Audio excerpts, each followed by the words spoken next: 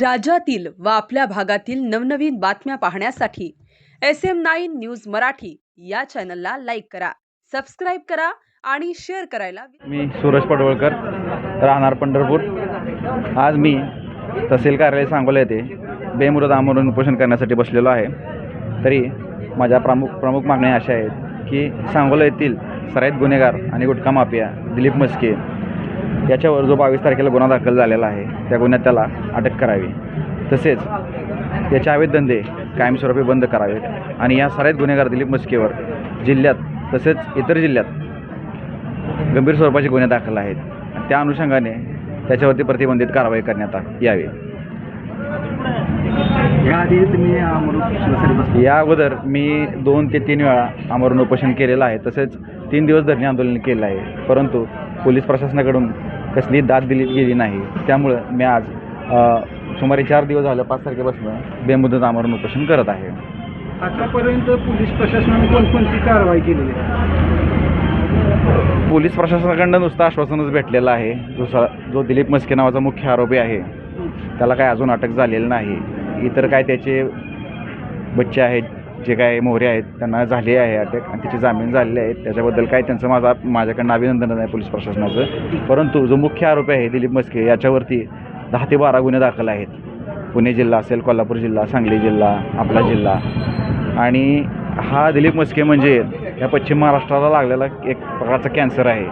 आणि माझी तुमच्या महाराष्ट्र प्रशासनाला विनंती आहे की हा जो कॅन्सर आहे त्यात तो समूळ नष्ट केला पाहिजे प्रशासनाने आणि याच्यावर अशी कडक कारवाई करून याचं उच्चाटन केलं पाहिजे. सुरुवातीला तुम्ही उपोषणाला बसला होता त्यावेळेस 4-5 नावं होती, त्यातल्या नावं यात दिसत नाही आणि एकच प्रामुख्याने नाव आहे. बाकीच्या आरोपीला तुम्ही अटक झाली का?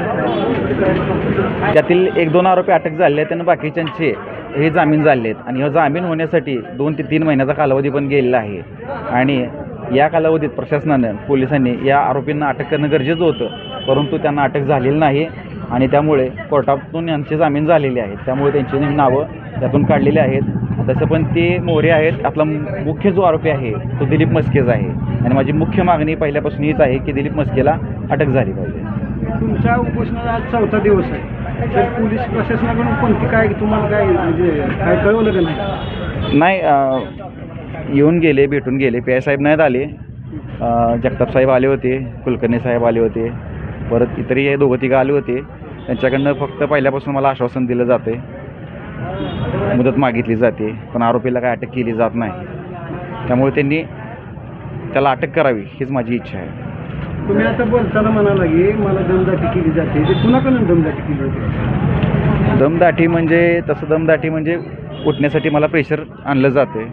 जी गुन्हेगार आहेत त्यांच्याकडनंही केलं जाते आणि पोलीस प्रशासनाकडनंही विनंती केली जाते की उठावं आणि उपोषण थांबवावं वगैरे.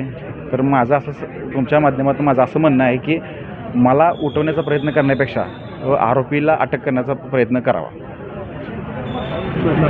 मुख्य आरोपीला का पकडलं जात नाही असं काय म्हणजे तुम्हाला काय वाटतं? मग तेच तर समजायला तयार नाही ना. नेमकं का पाठीशी घातलं जाते मुख्य आरोपीला? काय त्याच्यावर राजकीय हात आहे का? काय पोलीस प्रशासनाने त्याला काय सहकार्य आहे याचा पण तपास झाला पाहिजे, त्याची पण चौकशी झाली पाहिजे.